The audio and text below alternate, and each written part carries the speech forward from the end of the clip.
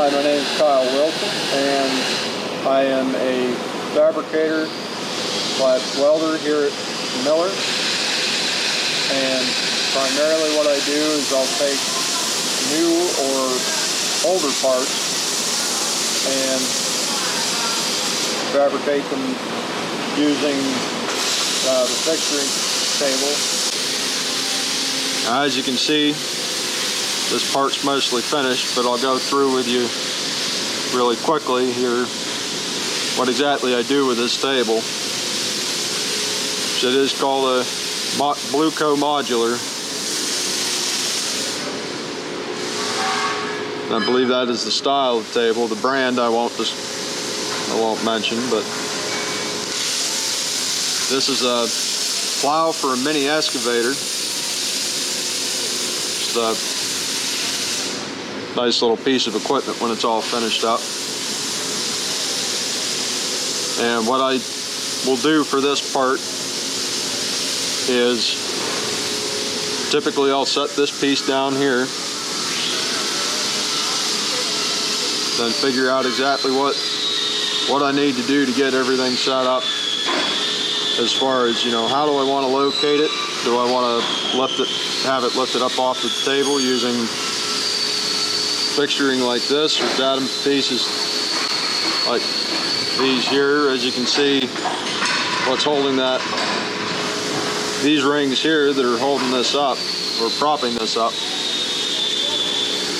we have those here, and these ones are the hundreds of millimeters in use. Everything on this table is metric, so we do have to do some converting as far as standard to metric, because not all of our prints are in metric. You can see we go from all the way down to 1/10 of a millimeter up to 400 millimeters as far as our shims and our datums. We have posts, we have pins for locking things down, we have all kinds of fixturing options available to us.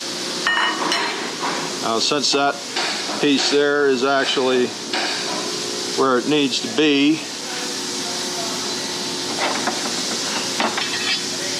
what we're going to do is we're going to throw on a few tack bars here just to make sure that it stays where it needs to stay.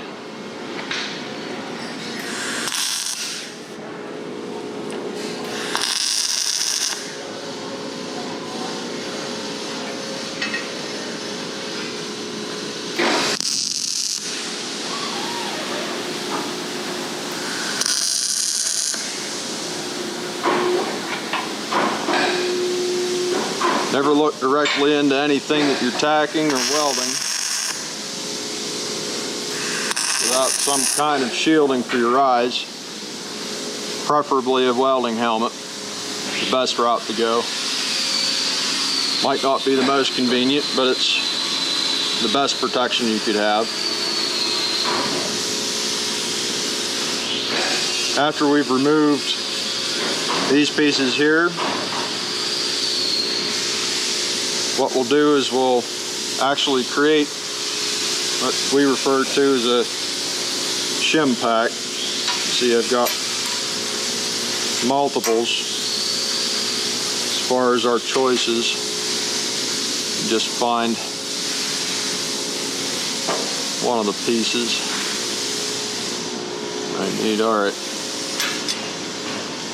that's 34 millimeter. Now what we'll do is we'll set that flat on the table, and we'll put it under these gussets, and that's how we'll set the first layer. And then the second row, we'll take other shims on top of those gussets, and based on the measurements in the print, we'll do our calculating and measuring and whatnot, and set the pieces according to that.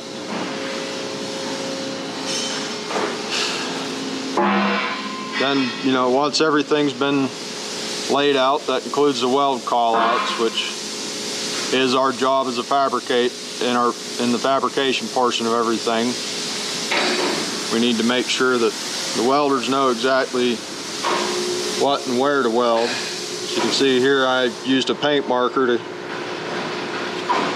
do a rough layout of where everything needs to be and how long the welds need to be.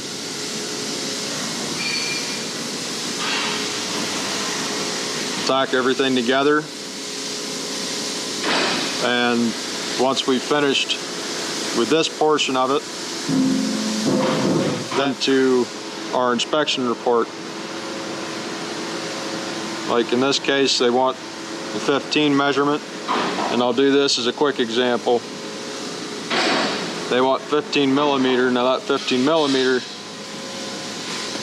is here on the print, and what it is the measurement from here to here on both sides. It's the same symmetrical layout, kind of a mirrored situation. All right, so take our scale, we'll check on this end of it. That should be just about 15. That also looks like it's 15. Check both sides, because it is a call out for both sides.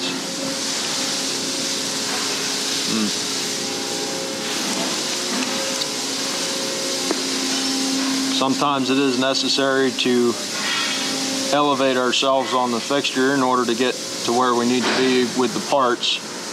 This is actually one of the smaller parts that we do on this table.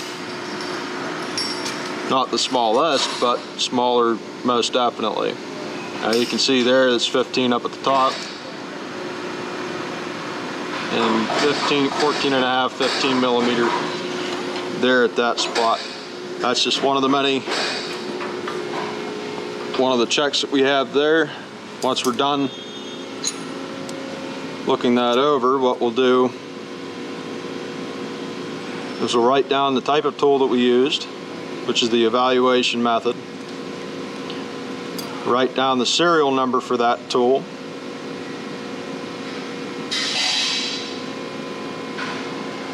And then we'll also write and record the measurement that we had, which it was between 14.5 millimeter and 15.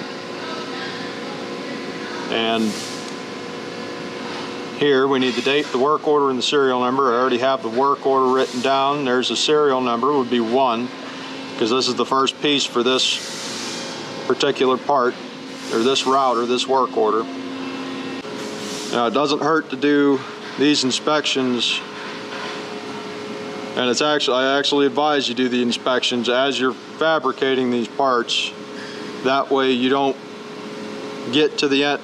In most cases, some cases you can't do that until everything's together, because some measurements come off of parts that may not be on it yet, or that are a last stage piece. And until that piece actually gets set, in some cases, like I said, in some cases it's better to wait until the end. Some cases it's better to just, as you build it, record your measurements.